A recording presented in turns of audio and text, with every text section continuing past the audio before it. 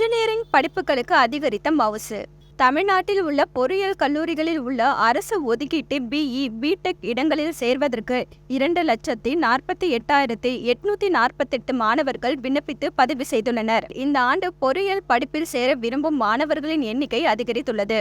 தமிழ்நாடு முழுவதும் உள்ள 442 பொறியியல் கல்லூரிகளில் சேர்வதற்கான கலந்தாய்வுக்கு விண்ணப்பம் பதிவு செய்யலாம் என அறிவிக்கப்பட்டது. கடந்த மே 6ஆம் தேதி 12ஆம் வகுப்பு பொதுத் தேர்வு முடிவுகள் வெளியானதில் இருந்து விண்ணப்ப பதிவு துவங்கியது. பிஇ, பிடெக் ஆகிய பொறியியல் இளநிலை படிப்புகளில் உள்ள சுமார் 2 லட்சம் இடங்கள் ஆண்டுதோறும் பொது கலந்தாய்வு மூலம் ஒற்றை சாளர முறையில் நிரப்பப்படுகிறது. அந்த வகையில் நடப்பாண்டு பொறியியல் படிப்பிற்கான கலந்தாய்வு இணைய வழியில் நடத்தப்பட உள்ளது. மே 6ஆம் தேதி முதல் மாணவ மாணவிகள் மிகுந்த ஆர்வத்தோடு பொறியியல் படிப்புக்கு விண்ணப்பித்து அதற்கான கட்டணத்தையும் செலுத்தி வருகின்றனர். மேலும் தேவையான சான்றிதழ்களையும் ஆன்லைனில் பதிவேற்றம் செய்து வருகின்றனர்.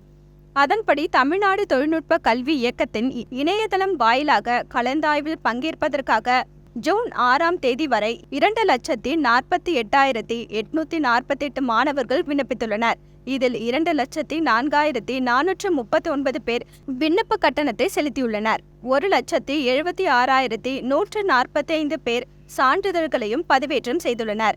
ஏற்கனவே அறிவித்தபடி பொறியியல் படிப்புகளில் அரசு ஒதுக்கீட்டு இடங்களில் சேர்வதற்கான ஆன்லைன் விண்ணப்ப பதிவு நேற்று மாலையுடன் முடிவடைந்துள்ள நிலையில தொழில்நுட்ப கல்வி இயக்ககம் ஏற்கனவே வெளியிட்ட பொறியியல் மாணவர் சேர்க்கை 2024 கால அட்டவணையின்படி சான்றிதழ்களை பதிவேற்றம் செய்ய கடைசி நாள் ஜூன் 12ஆம் தேதி ஆகும். வரும் ஜூன் 12ஆம் தேதி ரேண்டம் எண் வழங்கப்பட்டு அதன் பிறகு ஜூன் 13 முதல் 30ஆம் தேதி வரை சான்றிதழ் சரிபார்ப்பு ஆன்லைனிலேயே நடைபெறும். பொறியியல் கலந்தாய்வுக்கான தரவரிசை பட்டியல் ஜூலை 10ஆம் தேதி வெளியிடப்பட உள்ளது.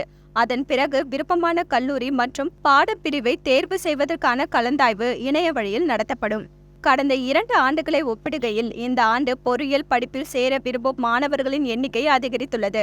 மருத்துவ படிப்புகளில் நீட் தேர்வு எழுதி தேர்வாக வேண்டும் என்பதால் பெரும்பாலானோர் பொறியியல் பக்கம் திரும்பி இருப்பதாக கூறப்படுகிறது. என்ன வியூவர்ஸ், இது போல பல இன்ட்ரெஸ்டிங்கான நியூஸை தெரிஞ்சுக்கணுமா?